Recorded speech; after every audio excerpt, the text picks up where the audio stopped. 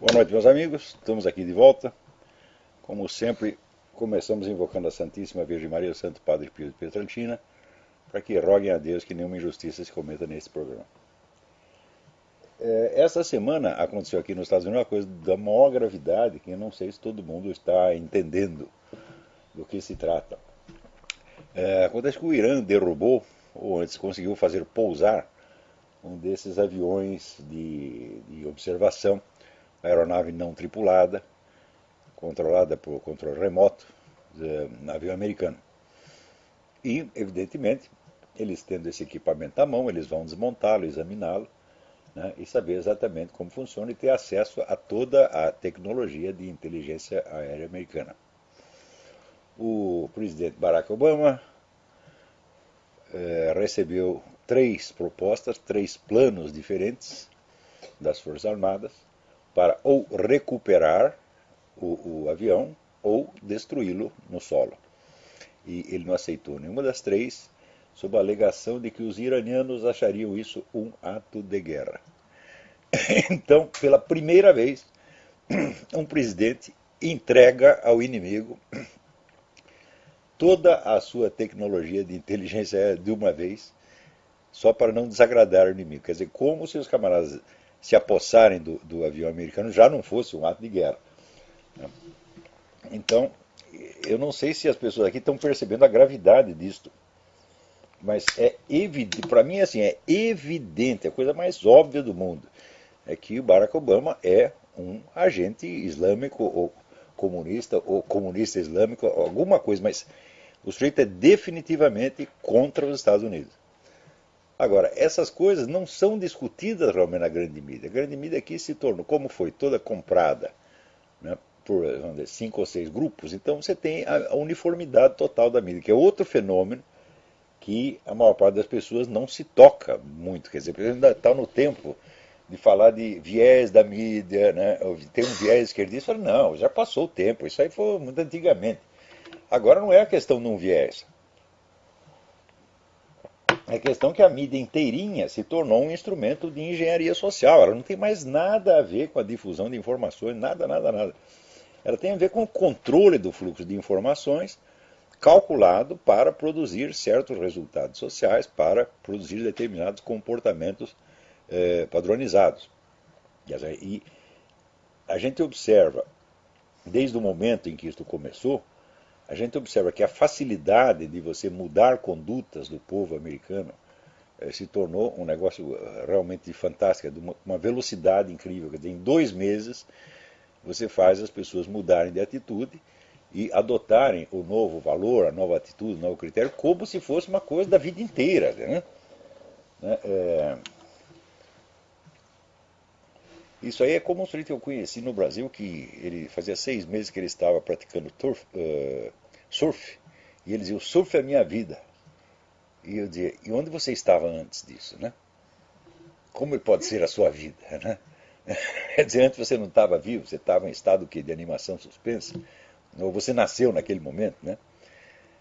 Então, é o seguinte, é uma nova moda que vem e se impregna na cabeça das pessoas com tamanha profundidade que elas ficam acreditando naquilo, mas profundamente. Você quer ver um negócio que todo mundo acredita? O tal do second-hand smoking, né? Fumo passivo, que é uma coisa que não existe. Você não tem a menor indício de que isto exista. E, no entanto, todo mundo acredita e isso é repetido o tempo todo. Também, você vê, quando decidiram trocar a palavra Christmas por holidays, né? É claro que a maior parte da população não aceita, mas acontece daqui a pouco a mídia começa, né, a insistir, é holidays, é holidays, é holidays. E então quer dizer que o hábito popular ele perde legitimidade pública, por assim dizer. Ainda que 99% da população continue falando Christmas, isso aí só vale, vamos dizer, popularmente e na esfera doméstica. Na esfera pública, quer dizer, aquilo que todo mundo tem acesso ao mesmo tempo, o negócio está banido. Então, isso é, hoje em dia é a coisa mais fácil de fazer. Né? Então, você falar de viés da mídia, distorção do noticiário, tá bom, isso aí é um eufemismo. Isso é a mídia hoje, inclusive no Brasil, tá certo? É um instrumento de engenharia social e só é feito para controlar o seu comportamento. Isso quer dizer que se você simplesmente sim, usando como fonte de informação, uma coisa como Folha de São Paulo, Estadão, o Globo, ou TV Globo, você está se fazendo de trouxa mesmo, quer dizer, você está se submetendo, já não é, vamos dizer, a expressão lavagem cerebral é totalmente incorreta, isso não tem nada a ver com lavagem cerebral, isso é outra coisa completamente diferente, isso é engenharia social. Então, quando se fala lavagem cerebral é um sistema inventado pelos chineses, um sistema de doutrinação maciça e intimidatória. Mas o sujeito pelo menos sabia no que ele estava sendo doutrinado. Não é isso? Então, por exemplo, o sujeito era forçado a ouvir discursos anti-imperialistas 24 horas por dia, até quando estava dormindo. Mas ele sabia qual era o conteúdo daquele discurso, ele sabia que aquilo era propaganda comunista. Então, simplesmente a repetição obsessiva quebrava a resistência. Mas o que você vê hoje não tem nada a ver com esse processo. A coisa não é passada para você como doutrinação, nem como lavagem cerebral, nem coisa nenhuma. É passada como se fosse noticiário, como se fosse uma coisa inócua. Não é isso? Com pouco tempo desse tratamento, mas assim, 3 meses desse tratamento, as pessoas se tornam incapazes de julgar as questões objetivas mais óbvias. Né? Por exemplo, você vê que na discussão da tal da PL 122, né, o pessoal religioso reclamou, e daí a dona Marta Suplicy disse, não, nós vamos rever, porque de fato não é justo impedir que as pessoas falem o que elas quiserem dentro dos seus templos. E o pessoal está achando isso ótimo. Peraí, falar dentro dos seus templos, isso aí é o modelo iraniano de liberdade religiosa. Você só pode falar coisa dentro do seu templo. Se falar fora, você vai preso. E é isso que está sendo adotado no Brasil. Quer dizer, e o pessoal ainda está achando que é uma concessão. Então, isto é uma técnica de engenharia social que se chama pé na porta. Isso está explicado no livro do Pascal Bernardin, Maquiavel Pedagoga. Né? E já é uma coisa bem antiga, isso é usado pela ONU no mundo inteiro. Você faz uma proposta que é nitidamente ofensiva, insultuosa e inaceitável. Daí o pessoal reclama e daí você entra com uma segunda proposta, que é o que você realmente quer. Né? E daí todo mundo aceita. Então é mais ou menos da seguinte maneira. Você chega para um cara e fala, olha, me empresta R$1.000. O cara, não pode. Então me empresta 10. O cara imediatamente dá os 10. Isso aí foi testado e 82% da população cai. Testaram isso na França da seguinte maneira. O sujeito chegava com um cartaz enorme, dizendo, olha, meu amigo, eu sou do departamento de trânsito e nós queríamos colar esse cartaz aqui na porta da sua casa. É um negócio que, né, tapava toda a fachada da casa. O morador olhava e falava, não, isso é um absurdo, você não vai fazer. Ah, então o senhor pode botar isso aqui menorzinho, pegava um de 50 centímetros por 50 centímetros. Ah, pois não, pode pôr. Então, em 82% dos casos, isso funciona. Tá certo? Então, quer dizer, tudo isso é engenharia social, tudo isso é calculado de antemão, gente. Isso é uma obra tecnológica, usando a mentalidade das pessoas como se fosse porcas e parafusos para montar uma máquina. E as pessoas cedem e ainda estão discutindo. Você veja, por exemplo, a palavra doutrinação. Né? O pessoal usa ainda a palavra doutrinação, fala doutrinação na escola, fala, não, não é mais doutrinação. Doutrinação é assim, é a propaganda de uma doutrina que você sabe qual é. Agora, engenharia social é outra coisa completamente diferente. Quer dizer, a manipulação de informação é outra coisa completamente diferente. Espiral do silêncio é uma terceira coisa ainda. Você vê, já nos anos 30, o Comintern, quer dizer, o comando do Movimento Comunista Internacional, decidiu utilizar na Espanha, note bem, na Espanha, os comunistas tinham vencido a eleição, a Aliança Comunista Socialista Anarquista tinha vencido a eleição, venceu por pouca margem, mas venceu. Então, o Comintern levou lá um plano para você eliminar as organizações conservadoras por meios legais, né? Sem causar choque. Isso foi adotado já na Espanha na década de 30. É isso? Então,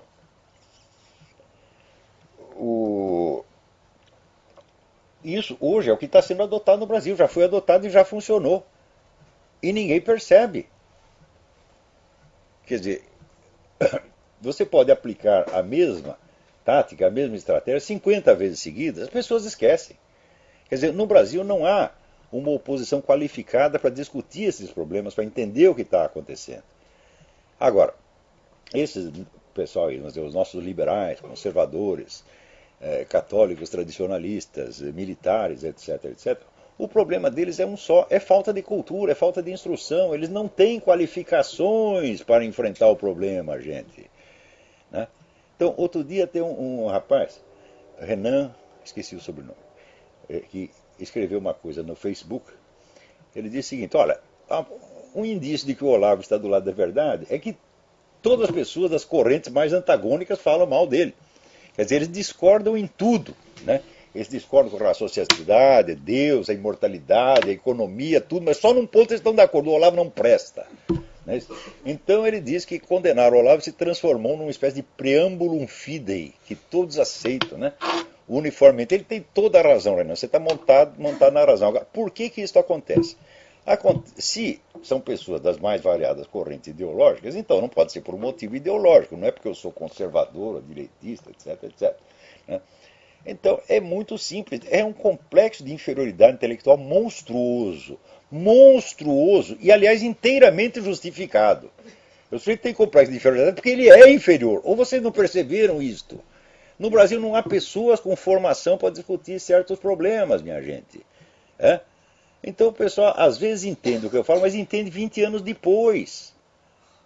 Que é uma coisa que uma pessoa letrada, uma pessoa com formação tem que entender na hora. Mas você pega essa turma aí, bom, eles levam 20 anos para entender. Quando eles entendem, eles começam a repetir aquilo como se fosse descoberta deles. Isso é um comportamento uniforme. Então eu estive pensando um pouco, a partir desta ideia do Renan, eu falei, bom, então vamos investigar alguns traços comuns que há entre essas pessoas. Não é isso? Então, eu me lembro, por exemplo, vamos comparar aqueles caras que falaram bem de mim com os que falaram mal de mim. Né? Os que me elogiaram, então foram os maiores escritores brasileiros. Era o Carlos Heitor Coni, o Jorge Amado, o Herberto Salles, o Josué Montelo, o Ariano Suassuna, o Bruno Tolentino. Então, era a elite intelectual que ainda existia, até uns 10 anos atrás ainda existia, então foram morrendo todos. Então, a elite intelectual disse: não, esse Olavo é bom, etc. Mesmo quando não concorda, quando o Ariano Suassuna discordava de um monte de coisa de mim, mas achava, não, isso está maravilhosamente escrito, isso é uma coisa séria. Né? Agora, esta geração que começa a falar mal de mim é Caio Navarro de Toledo, é o Cartinho de Moraes, é Maria Vitória, é um bando de analfabetos, vocês não perceberam ainda não? Então, é o seguinte, essas pessoas, né, é só falando aquele negócio do Bernard Shaw, seu fulano é um homem modesto e que tem boas razões para sê-lo. É isso? Então, esse pessoal tem complexo de inferioridade porque são inferiores, não são todos assim. Você pega essas pessoas e fala, me mostra um livro importante escrito por um desses caras. Não tem nada, zero, zero, zero, zero, zero. Não é isso? Né? A obra filosófica do seu Quartinho de Moraes, por exemplo, é um negócio chamado A Esquerda Militar no Brasil. Por quê? Porque ele estava lá no PC do B, né, encarregado de estudar os meios de infiltrar nas Forças Armadas, então mandaram ele estudar isso, ele foi lá estudar. Então é isso aí. A esquerda militar no Brasil. Olha que tema extraordinário, de importância universal extraordinária. Né? Quer dizer, um partideco de merda, né, que quer se infiltrar nas Forças Armadas, que são os perrapados, de um país periférico do quinto mundo. Esse é o assunto do homem, porra. Né? Agora, e o seu Emir Sader? Porra! Né? O Emir Sader é aquele homem que escreve Getúlio com LH, porra. Você está entendendo por que esse pessoal não gosta de mim? Eu digo, olha, e é o seguinte, humilhar esses caras é um prazer e um dever. Porque são todos charlatães, são vigaristas intelectuais perigosos. A maior parte vive de dinheiro público, né? Alardeando, vamos dizer, uma autoridade intelectual que não tem. Isso aí é malversação de dinheiro público, mau uso de dinheiro público. Esses caras têm que ser denunciados e têm que ser postos para fora das suas cátedras a pontapés. Tem que fazer um exame, dizer aqui, vamos ver se a matéria que você leciona, se você entende alguma coisa da matéria que você leciona. Você quer, marxismo, tá bom, então vou fazer o exame de marxismo, desgraçado.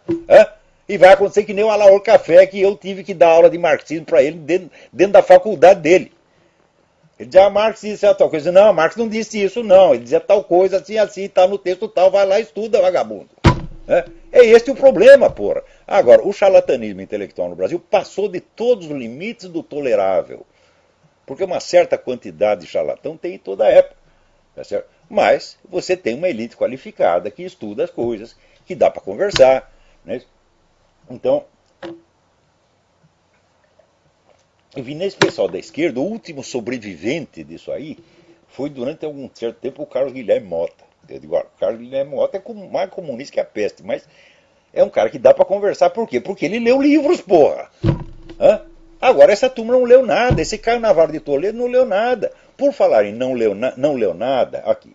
Eu recebi uma carta aqui de um cidadão chamado vamos lá, Gil Kleber Duarte Carvalho, né? Reclamando que eu disse que tanto o evolucionismo quanto o negócio do design inteligente não são teorias científicas, não podem ser provadas. Não tem jeito de você provar. Quer dizer, você precisaria de um número infinito de provas. Nenhum campo de observação pode, por si mesmo, produzir resultados que sejam ampliáveis até uma teoria geral do universo.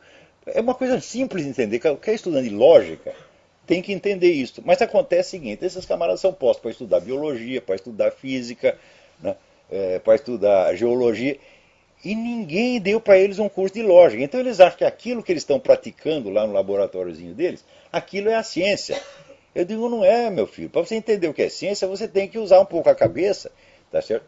E entender que ciência não é nada mais do que uma das muitas aplicações da lógica. Então, se você não conhece fundamentos da lógica, bom, você é capaz de operar uma investigação científica, assim como um macaco, se você treinar, é capaz de dirigir um automóvel, mas ele não vai entender o princípio do motor, a explosão e assim por diante. Então vocês sabem fazer a coisa no dia a dia, mas vocês não entendem os princípios, né?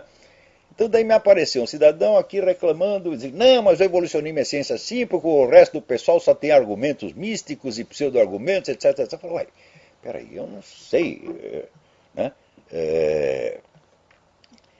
Eu já li uma infinidade de argumentos científicos perfeitamente relevantes da parte do pessoal criacionista, tá certo? E eu acho que é muita presunção o jeito de dizer que só os evolucionistas são cientistas. É sempre assim, eles assumem a palavra em nome da ciência e dá a impressão que o outro, chega lá o outro cheio de PhD, tem porque PhD em matemática, PhD em física, PhD, mas não é cientista, só é cientista se concordar comigo. Então o cara me escreveu uma carta nesses termos. Eu respondi para ele o seguinte, aqui meu filho, já que você é tão bom assim, você tem todas essas qualificações científicas, então, e você está falando de todos os argumentos, né, criacionistas, dá a impressão que você conhece todos, na verdade não conhece nenhum, né? Eu vou lhe mandar um livro, né, e você vai refutar os argumentos do cara ponto por ponto. Ele não sabe qual é o livro que eu vou mandar, porque parece que só a única coisa que ele leu foi o negócio do Harun Yahya, que está na internet, certo? Que é um grupo de teólogos muçulmanos que discute o evolucionismo com os argumentos que me parecem bastante capengas, aliás. Ele foi lá, leu Harun Yahya e achou que é capaz de refutar. Não refutou ainda, mas achou que é capaz de refutar. Falou, tá bom, então, meu filho, eu vou te mandar um livro. Olha, você vai tomar uma entortada desse livro, moleque, como você nunca pensou na sua vida. Porque ele disse assim, não, na verdade, não se pode refutar os argumentos deles, porque são explicações miraculosas, não falseáveis, portanto não refutáveis. Vem com essa besteira do Karl Popper, né? Mas ele nem sabe o que está falando. Então, eu vou lhe mandar um livrinho aí, eu quero ver você refutar ponto por ponto. Não é você falar mal, meu filho. Eu digo, você vai refutar ponto por ponto e exemplo por exemplo, né?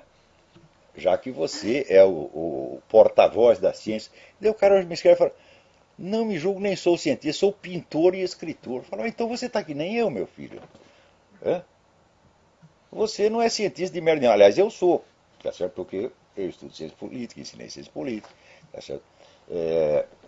Sou um especialista da questão da argumentação e prova, quer dizer, na área de lógica, eu sou alguma coisa, eu sou um dos 7 brasileiros que participaram do maior congresso de lógica que já houve na história do mundo, né?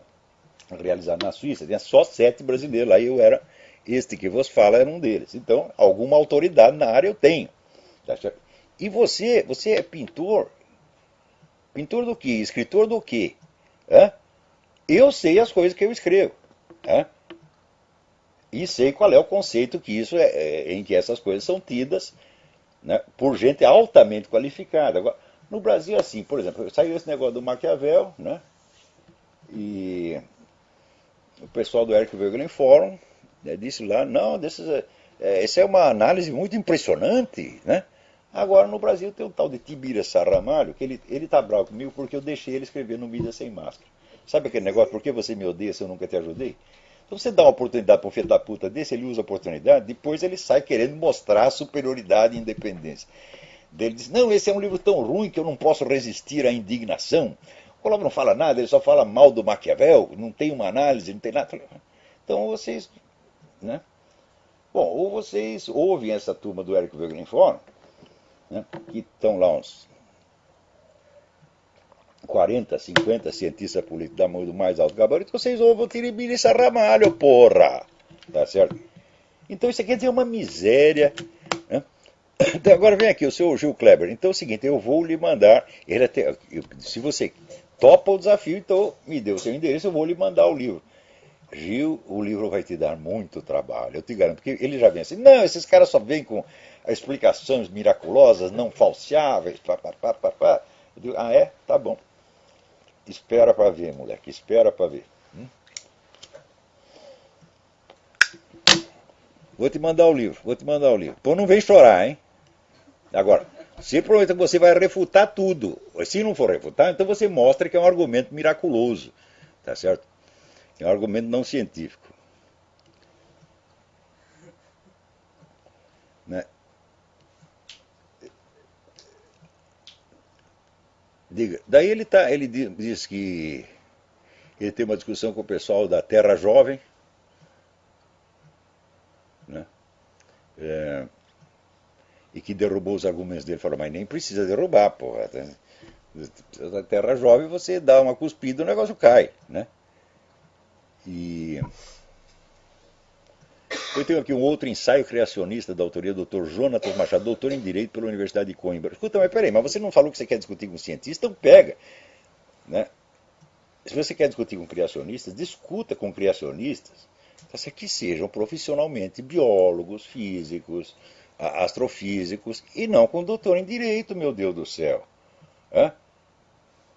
Você não é o gostosão que fala em nome da ciência? Você nem sabe o que é ciência, moleque. Você acha que esse pessoal tem uma noção assim, tão boboca do que é ciência, mas tão boboca. Um dia nós vamos comentar isso com mais cuidado. Né?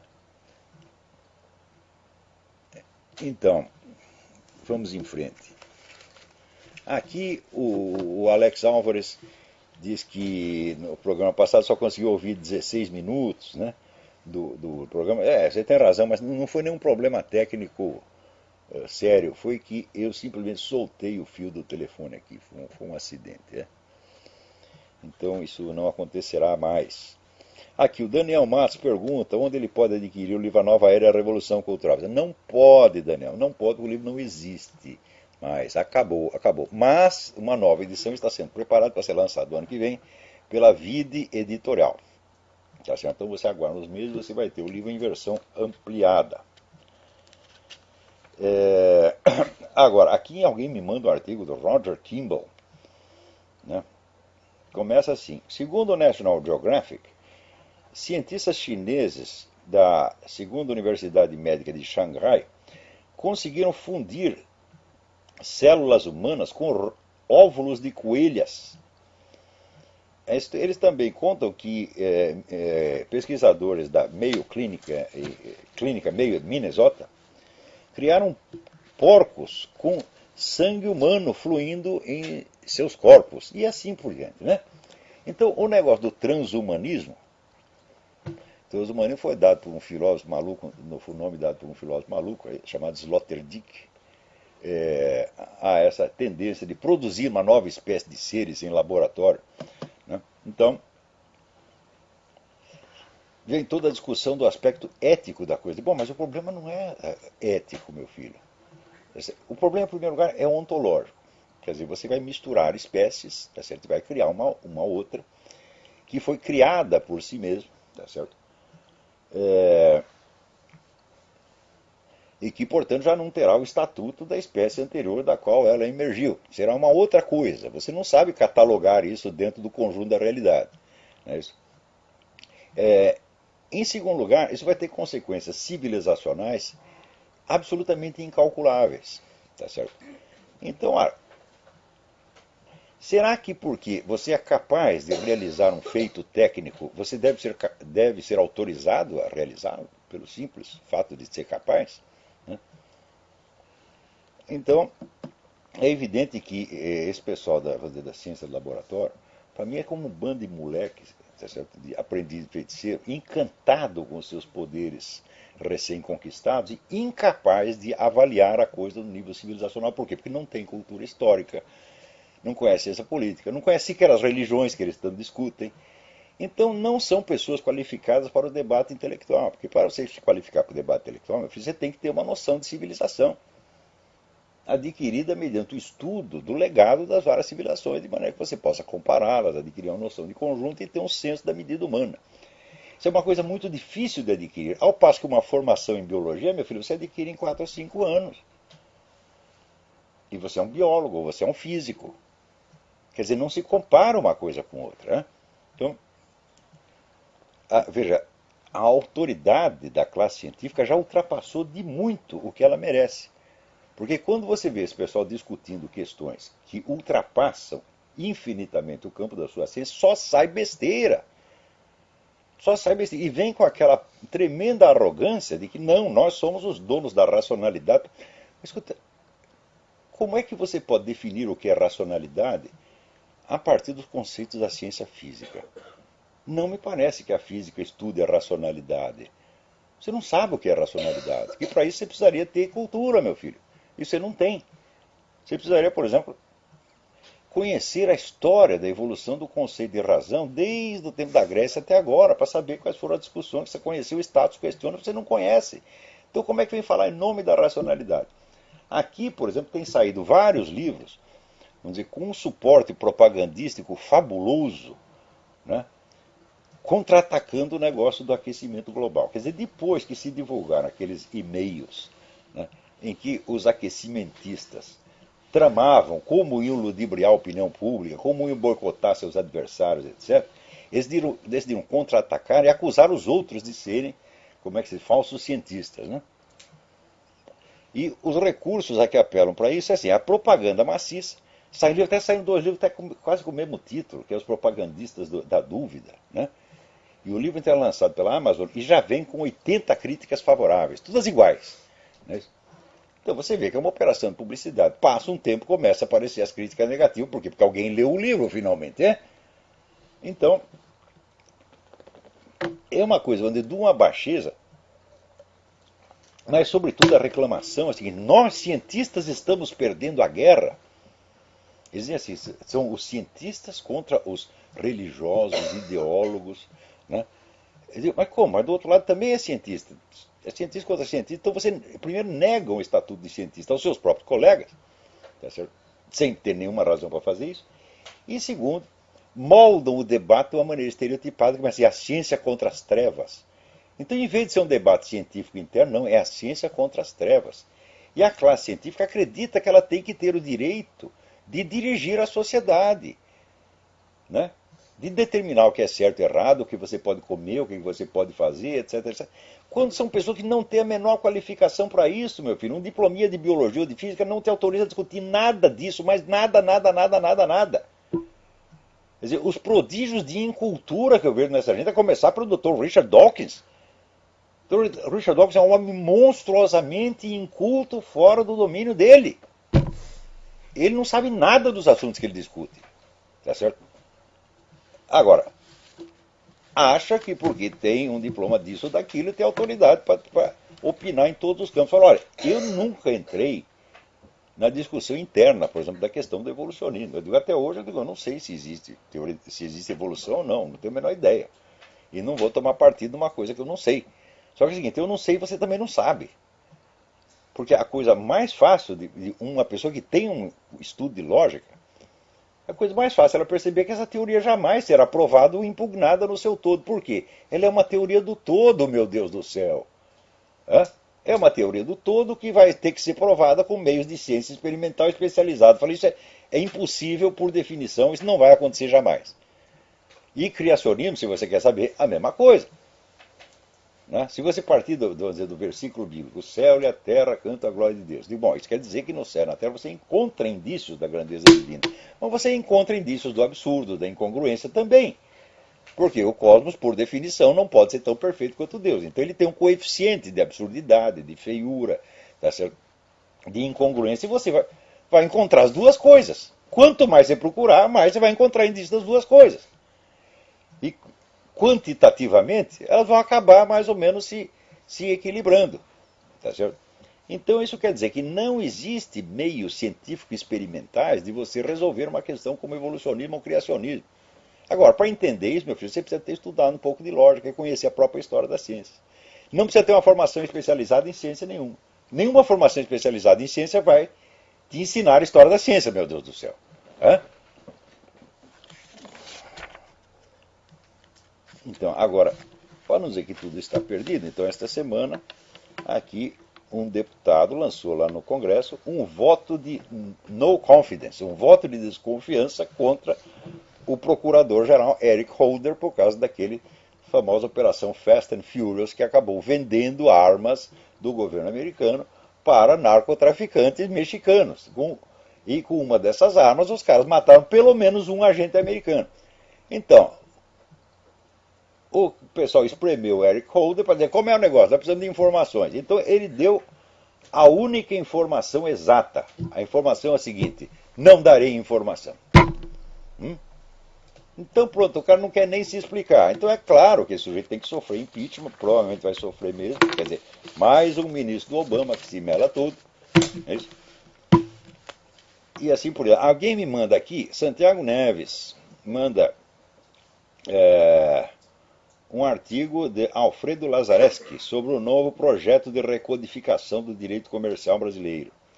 O trabalho está muito bom, tá certo? E mostra que esse novo direito comercial é um negócio de uma absurdidade a toda a prova. Para começo de conversa, vai transformar todos os sócios de uma empresa em responsáveis por todas as dívidas da empresa. Quer dizer que você tem lá 1% das ações, né? Os outros sócios desaparecem, você tem que pagar os 100% da dívida, porra. O que é isso? Quer dizer, isso aí é para acabar com o comércio mesmo, né? Agora, esta semana também aconteceu um negócio muito impressionante. Teve uma senhora no Canadá que engravidou, teve o filho no porão, não queria o filho, estrangulou o bebê. Né? E foi absolvida, porque disse que ela estava muito traumatizada pelo parto. Né? Então quer dizer o seguinte, que de acordo com a jurisprudência canadense, só é crime você matar um bebê se você o faz depois de passar o suposto trauma de parto. Então, primeiro, toma-se como premissa que todas as mulheres que tiveram crianças estão traumatizadas. Então já a ideia de que você ter crianças não é normal, ter gravidez é uma doença, e ter criança é uma doença pior ainda. É uma experiência horrível pela qual ninguém deve passar. Tá certo? Então, se você passou por isto, nós não temos o direito de impedir que você mate o seu bebê. Então, o infanticídio está praticamente oficializado no Canadá. Eu disse que isso ia acontecer. A partir do momento que você aceita o aborto, então você aceita o aborto aos 3 meses, por que não aos 4, aos 5, aos 9? Chegou aos 9, já tem, né, aquele aborto de... Como é que se diz? Esqueci o nome técnico agora. Do parto... Sei lá, esqueci. Né? Você aborta o neguinho 2 minutos antes dele nascer. Tá certo? Agora, se pode ser 2 minutos antes de nascer, por que não 2 minutos depois? Ou 20 minutos depois? Ou 3 meses depois? Então, vamos dizer, a universalização do aborto legalizado terá suas consequências. Né? E essas consequências, presta atenção, eu estou escrevendo lá uma série de artigos que mostra como é que isso funciona. Né? Por exemplo, nos anos 50 e 60, o pessoal dizia que tinha muitas garotas grávidas, menores de idade nas escolas, dizendo, precisamos acabar com isso. Então o que nós vamos fazer? Nós vamos dar educação sexual para elas nas escolas, para esclarecê-las de modo que não tenha tanta gravidez indesejada. Né? Bom, daí começaram a ensinar, dar educação sexual e, evidentemente, o pessoal falava de sexo o tempo todo dentro da escola, então houve uma proliferação, tá certo, de erotismo, e o número de casos de gravidez em garotas menores de idade multiplicou por vários milhares. Quer dizer, aquilo que se alegava que era para resolver um problema, piorou o problema. Daí chegam os conservadores e dizem, tá vendo? O plano fracassou. Eu digo, mas fracassou uma pinóia, seu besta. Você não sabe como é que funciona esse negócio. Estuda marxismo antes de você criticá-lo, meu Deus do céu. É? No marxismo tem um negócio chamado salto qualitativo. A expressão é de Mao Tse Tung, mas isso já estava nas doutrinas, estava implícito na doutrina de Marx. Salto qualitativo significa o seguinte: se você acumula muitas quantidades de um certo fator, chega a um certo ponto em que a mera acumulação quantitativa se torna mudança de qualidade. Mao Tse Tung acreditava que isso se aplica à natureza inteira. Não se aplica, mas na sociedade humana funciona. Então, quer dizer que se você espalha a questão da educação sexual, fala de sexo, fala de sexo, fala de sexo, bom, daqui a pouco isso tem um salto qualitativo. Já não é mais só questão de falar, o pessoal está praticando. E dentro das escolas. Então, todo intelectual marxista com alguma formação sabe disso. E esses planos são feitos todos com base nisto. É? Então, você tem uma finalidade alegada, tá certo? Que é para conquistar o apoio do público, e tem uma finalidade real, genuína, baseada no salto qualitativo, que nunca é declarada, mas que é o que vai acontecer e que os planejadores sabem que é o que vai acontecer. Então, por exemplo, agora tem o negócio da PL 122. É para diminuir os casos de discriminação e violência anti-gay. Fala, bom, mas os casos de violência anti-gay são tão mínimos num país que tem 50 mil homicídios por ano que nem se deveria cogitar de uma lei para resolver isso aí. Mas, você acha realmente que você proibir pastores e padres de falarem que o homossexualismo é pecado vai diminuir a violência anti-gay? Não. O que você vai ver, você vai ter um acúmulo de casos conflitivos. Por exemplo, a lei proíbe impedir a expressão homoafetiva em qualquer lugar público ou privado com acesso público, que inclui igrejas. Então, ora, você sabe que não se pode nem usar mais a palavra homossexual, é homoafetivo. Então o que é homoafetivo? Tudo que dois homossexuais fazem na cama é homoafetivo, não é sexo mais. Então tá lá na igreja um sujeito mexendo na piroca do vizinho, né? E veio o padre, ou o pastor, ou o rabino, e manda parar.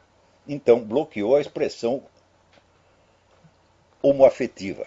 Então é crime. Acontece o seguinte, acontece que existe outra lei, que é a lei do ultraje a culto, tá certo? Que proíbe você atrapalhar um culto. Dá 2 anos de cana, um culto religioso. Então o culto religioso é protegido pela lei, mas a conduta homoafetiva também o será. E isto é calculado para produzir o choque das duas coisas, até que toda a proteção oficial ao culto tenha que ser retirada, porque você tem duas leis contraditórias, uma delas vai vencer. Então, que benefícios vai resultar para os gays? Só vai resultar em benefício para aqueles que tiverem a fantasia sexual de transar dentro de uma igreja, que não acredito que seja a maioria. Está vendo? A totalidade dos gays tem lá um milionésimo deles. Transar não basta, eu tenho que transar na igreja. Que nem tem gente que tem que transar no avião, tem que transar num barco, né? Transar embaixo d'água. São fantasias. Então, que tanto pessoas hétero quanto homo têm. Então, uma quantidade infinitesimal pode ficar muito satisfeito. Oba, agora eu posso transar na igreja. Os outros não vai trazer benefício algum, mas vai trazer certamente um malefício para todas as igrejas de todas as religiões, que estarão permanentemente sob esta ameaça de que entra lá, por exemplo, um traveco, né?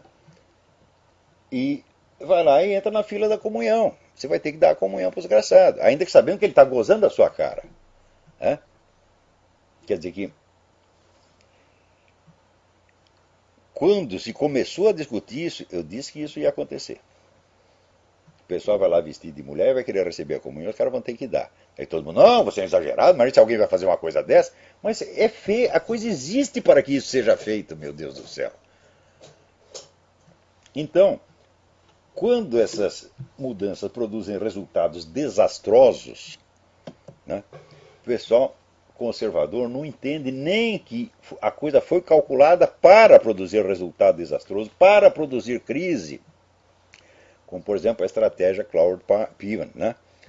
Dizer, bom, nós vamos aqui inscrever todo mundo na Previdência Social a Previdência Social só está atendendo 5% das pessoas que teoricamente teriam direito, nós vamos inscrever os outros 95%.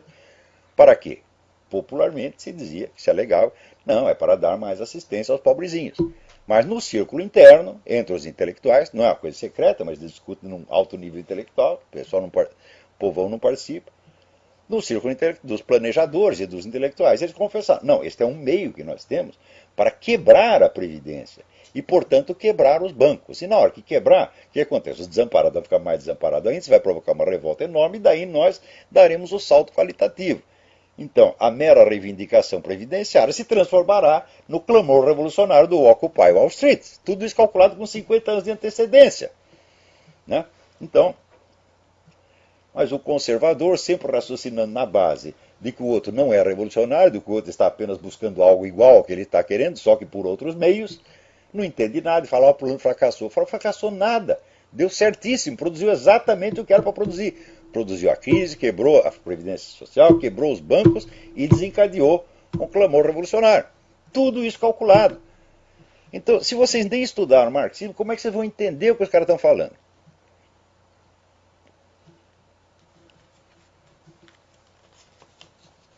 Então, opa, e aqui tem uma pergunta enorme sobre o negócio do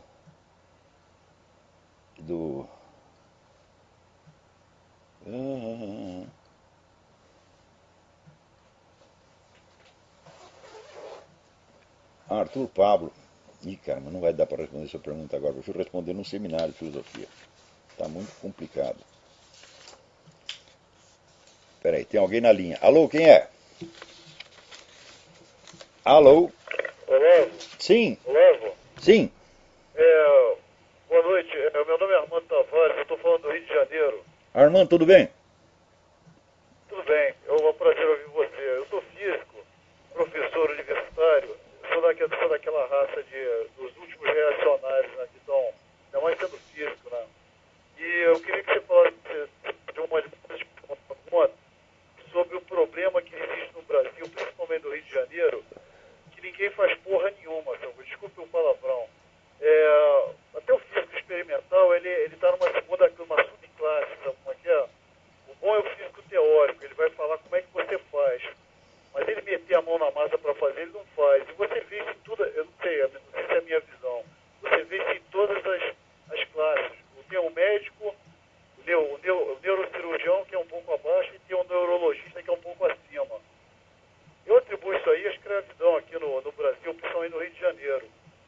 Só quem fazia as coisas era escravo. E a gente ficou com essa coisa na sociedade. Eu não sou sociólogo, né?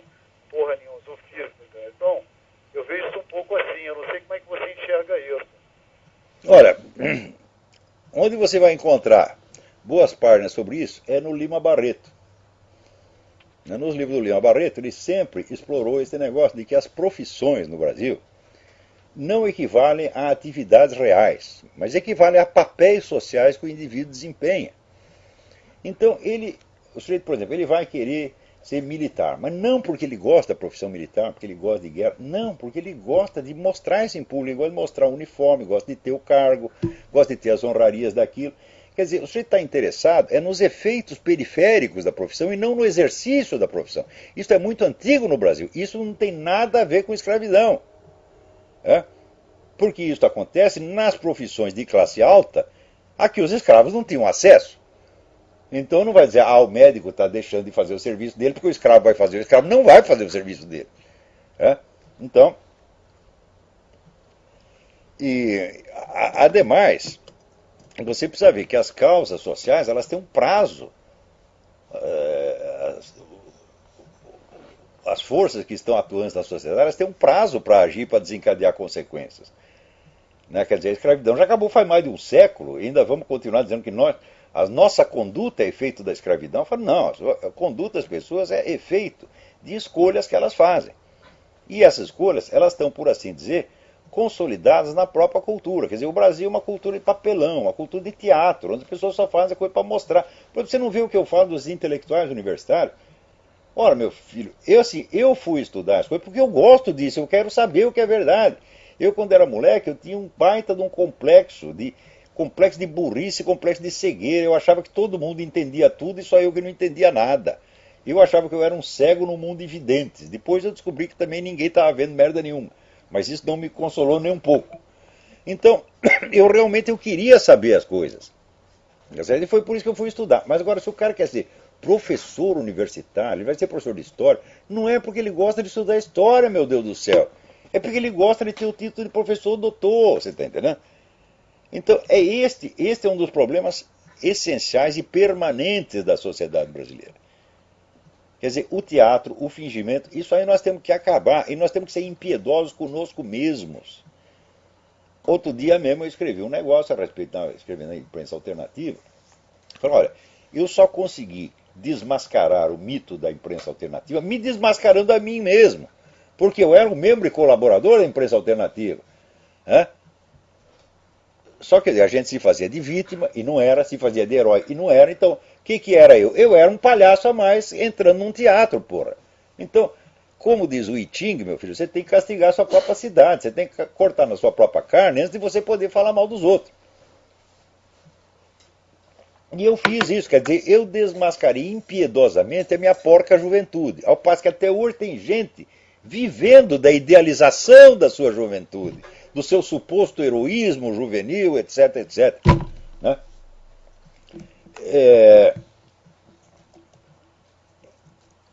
Então, só aqueles que ousarem, vamos dizer, desmascarar suas próprias vidas, seus próprios mitos de juventude, passando vergonha e sendo humilhados, é porque eu não me sinto humilhado quando eu vejo isso, eu vejo como eu era no tempo da minha militância esquerdista, e depois, mesmo não militando mais, mas sendo um simpatizante, meu Deus do céu! Quanto que eu menti, quanto que eu fingi, então chega um dia e diz, eu tenho que parar com isso, eu não me aguento mais, é muita palhaçada. E daí você começa a viver uma vida real. Tá certo? Então, mas você só pode dizer a verdade a respeito do outro quando você aceita a verdade sobre você mesmo. Não estou falando dos seus pecadinhos pessoais, você comeu a empregada, não estou falando disso, meu filho. Isso aí você confessa para o padre, se você for católico, né? Num confessionário em privado, mas eu estou falando dos pecados públicos, a sua atuação pública, na sua profissão, tá sendo na sua atividade política. Você tem que pegar o coeficiente de palhaçada que tem ali e você mesmo tem que denunciar, acabar com aquela merda. Agora, no Brasil é o seguinte, o pessoal, por exemplo, o sujeito é esquerdista, na hora que ele deixa de ser esquerdista, ele logo tem que vestir uma outra camiseta. Né? E a outra camiseta já começa a render para ele, agora eu sou liberal. E começa já a adotar aquele discurso liberal, repetir aquilo, por quê? Porque está pegando bem. No começo da década de 90 pegava bem ser liberal. Né? Então o pessoal fica com raiva de mim, por quê? Porque eu era esquerdista, larguei de ser, mas também não aderia a esse negócio liberal. Quer dizer, eu olho os liberais, os conservadores, com olhos tão críticos quanto aqueles com que eu examino os comunistas. Eu digo, ninguém é perfeito, meu Deus do céu. E note bem, não acuso os outros de nada do qual não tenha me acusado a mim próprio primeiro. Eu acho que eu não tenho autoridade para isso. Eu só posso corrigir o outro naquilo que eu já me corrigi. Né? Então, é por isso que você não me vem dando lições de moralidade geral. Não, eu só posso criticar as pessoas em certos pontos. Tá certo? Pontos aos quais eu dediquei minha atenção, dediquei minha vida. Né? Mas você não vai me ver aqui fazendo campanha contra o alcoolismo, né? Campanha contra o tabagismo, né? Nem campanha contra o homossexualismo. Eu não sou capaz de corrigir moralmente ninguém. Se eu fosse homossexual, eu tinha que pensar como é que eu faço para largar essa coisa. Eu não tenho a menor ideia. Agora eu vou chegar lá para Roberta Cruz e dizer, seja homem, meu filho. Que palhaçada é essa? Eu não sei como é que ele faria para mudar a cabeça dele. Então, se eu não sei como fazer, eu não posso mandar fazer. Né? Mas é o seguinte, nessa coisa de filosofia e ciências humanas, eu sou um cara sério, eu sou um homem honesto, sou um homem sincero, e aí eu cobro do fulano. E é por isso que ele fica com raiva. É só por isso. Porque eles sabem que são palhaços. Eles sabem que não é uma questão de ideologia. Sabem que é uma questão de substância humana, que eles não têm nenhuma. E eu tenho alguma conquistada na base da dor e da auto-humilhação e do autoexame. Que é a única maneira que você tem de se tornar um ser humano, porra. A gente evolui, a gente melhora, né? Não é na base da gostosura, dos aplausos, não. Né? é na base de olhar a dura e crua realidade. Né? Por exemplo, quando as pessoas me mostram coisas que eu escrevi 30 ou 40 anos atrás, eu morro de vergonha. Né? Às vezes eu quero fazer sua biografia, ler as coisas que você escreveu na juventude. Eu falo, tu tá louco, porra. É? Na juventude eu era um merda em toda a extensão da palavra, porra. É? Agora, teve uma data que eu decidi falar, a partir de hoje o negócio é sério. É? Eu tinha 43 anos. É? Agora não brinco mais. É? Agora, ou eu falo o que eu realmente sei, o que eu vi, o que eu observei, ou fico quieto, porra. É?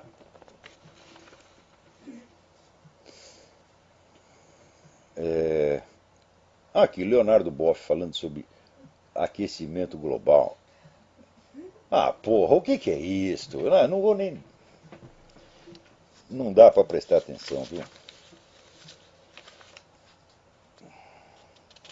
Agora, estão lá votando a tal da lei da palmada. Né? Olha, o Juro Severo publicou lá no site dele um breve relato sobre como está a sociedade sueca hoje, 30 ou 40 anos depois da aprovação da lei da palmada. Quer dizer, a delinquência juvenil multiplicou por 1000, os casos de divórcio aumentaram por 1000, droga aumentou por 1000, foi tudo uma merda. Hein? Agora os caras acham que a Suécia é um primor de civilização. Eu não posso deixar de recomendar para vocês o livro do Jânio Cristado. O Jânio Cristado é um bosta, na medida em que ele se mete a filósofo, né, crítico cultural, etc. Mas como repórter ele era grande, nós temos que confessar. E o livro que ele escreveu, que se chama Paraíso Sexual Democrata, ele viveu na Suécia, ele conhece a Suécia. Vocês têm que ler esse livro para ver que merda que é a sociedade sueca. Tá certo? Então, olha, eu vou contar uma história para você. Tem um contraparente meu que saiu do Brasil exilado, foi trocado por embaixador. Ele estava preso, sequestraram o embaixador, trocaram o velho. O velho foi um pouco falar no Chile. No Chile deu o rolo lá do Allende. O embaixador sueco catou ele e mandou para a Suécia. Chegou lá, deu tudo, casa, comida, aposentadoria, etc, para viver a tripa fora. Ele não aguentou viver na Suécia, porra. Ele disse, eu prefiro os milico brasileiros. Porque aqui eu estou assistindo futebol na televisão, chega o meu neto, quer ver desenho animado, gira o canal de televisão na minha frente e se eu falar, ele vai na delegacia e me põe na cadeia. No Brasil, pelo menos, põe na cadeia, eu preciso assaltar um banco, fazer alguma coisa formidável. Agora aqui não. Eu vou para a cadeia porque eu quero assistir o futebol.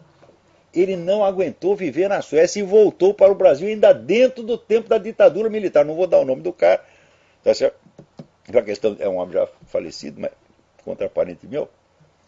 Um homem que eu respeitava muito, embora fosse mais comunista que Lenin. Então, isso já naquele tempo, quer dizer, a ditadura militar brasileira era mais suportável do que o regime sueco. Agora, é isso que vocês querem imitar, porra? Peraí, tem mais alguém? Alô? Alô, professor Olavo? Sim. Anderson de Recife. Anderson, tudo bem? Tudo bem, professor? Professor, eu queria tirar uma dúvida a respeito do tema misticismo, que eu não consigo entender muito bem do que é que se trata esse negócio do misticismo. Eu dei até uma pesquisada bem leviana, mas eu não queria alguma referência bibliográfica ou então alguma introdução ao que é o misticismo. Olha, tem um livro clássico da Evelyn Underhill, Mysticism. É uma introdução à discussão do assunto. Evelyn Underhill, com 2 L's. Né? Santo Tomás de Aquino definia a mística como conhecimento experimental de Deus, na medida em que é possível. Há limites para essa experiência, mas ela é factível. Agora, tem gente que acha a palavra misticismo, já para eles já quer dizer, já tem um sentido pejorativo. Tá certo? Por quê? Porque eles não têm a menor ideia do que é misticismo. Então ele tem que falar como o Houston Smith. Olha, meu filho, é o seguinte, você quer falar disso aí? Então, primeiro, você vai lá, fica 6 meses, né, certo? Num mosteiro trapista, tá certo? Rezando dia e noite, né? Lendo Bíblia, essa coisa toda. Ou então você vai lá, faz prática budista, faz prática islâmica durante 6 meses, 7 meses, adquire uma experiência e depois você fala. Agora, eu vejo o cara assim, tirou um diploma de biologia, ele já está cagando regras sobre misticismo. Puta que pariu!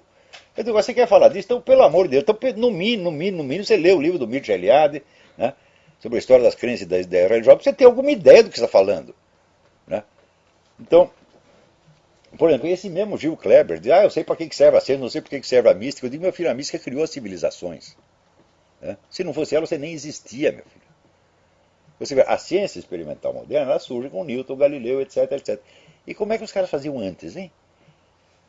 Quem criou todo o resto? Foi a sua porra da sua ciência acadêmica? Não, meu filho, foram as religiões. As religiões criaram o senso de moralidade, os direitos humanos, criaram os estados. Por exemplo, você tem ideia da, vamos dizer, a doutrina medieval do Estado, a ciência medieval do Estado? Que perfeição, que maravilha que era aquilo. Alcançou, vamos dizer, cumes de ciência política jamais alcançados depois. Então, quando você fala das religiões, você está falando de um legado universal, uma coisa imensa, de um valor extraordinário, e do qual surge a própria ciência. Isso aí está mais que provado. Né? Você pega o livro do Glenn Hughes, que se chama Transcendence and History, tá? Transcendência e História. E ele vai lá e te demonstra por A mais B que a ciência tal como concebida atualmente é um subproduto do monoteísmo, né, judaico-cristão. Essa ideia jamais teria ocorrido. Por exemplo, a ideia, né, de leis permanentes que regulam a estrutura do acontecer, essa ideia não tinha ocorrido a ninguém. Né? Ideia, vamos dizer, leis que pudessem ser descobertas pela observação humana, a ideia não tinha ocorrido a ninguém fora desse contexto. Então, é o seguinte, vamos estudar, porra. Aqui, trabalho de aluno da Universidade Federal Rural de Pernambuco. A menina fez um trabalho sobre veterinária. O trabalho foi aprovado, etc, etc. Como ela botou no dedicatório, no agradecimento a Deus, queria vetar o trabalho. Quer dizer, o que sabe sobre Deus esses idiotas? Os caras formados em veterinário. Passou a vida examinando saco de cavalo, buceta de porca, tá certo? E acha que entende de Deus, porra. Ao ponto de querer vetar. Falou de Deus, não é científico. Pô, vai fazer o que você sabe, porra. Vai lá cuidar da gonorreia do seu cachorro, porra.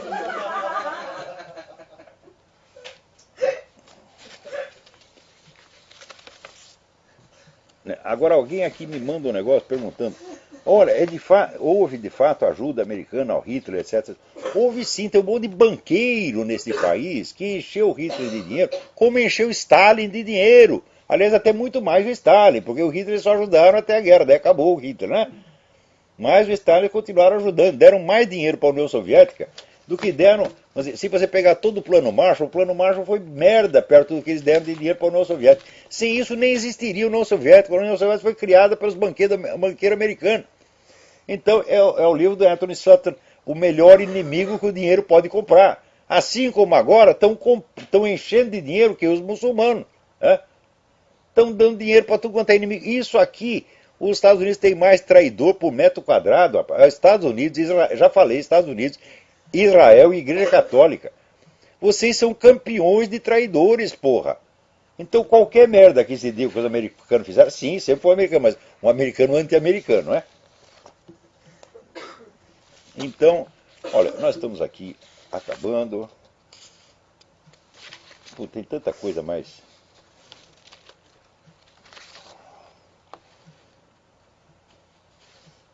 interessante aqui.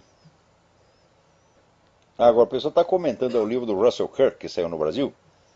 É muito bom que saiu pela realização, mas o crítico aqui diz que a expressão moral, o crítico Antônio Gonçalves, diz que a expressão moral imagination, imaginação moral, foi inventada por Russell Kirk. Não foi, não.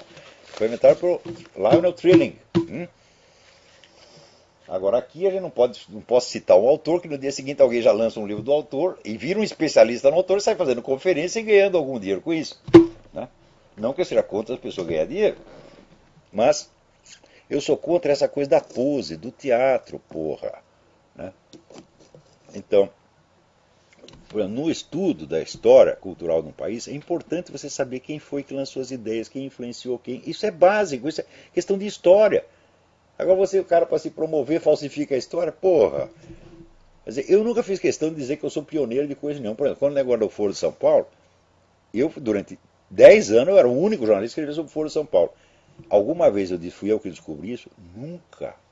Eu disse, tem aqui um cara pioneiro, o Dr. José Carlos Graça Wagner, que tinha um arquivo na casa dele sobre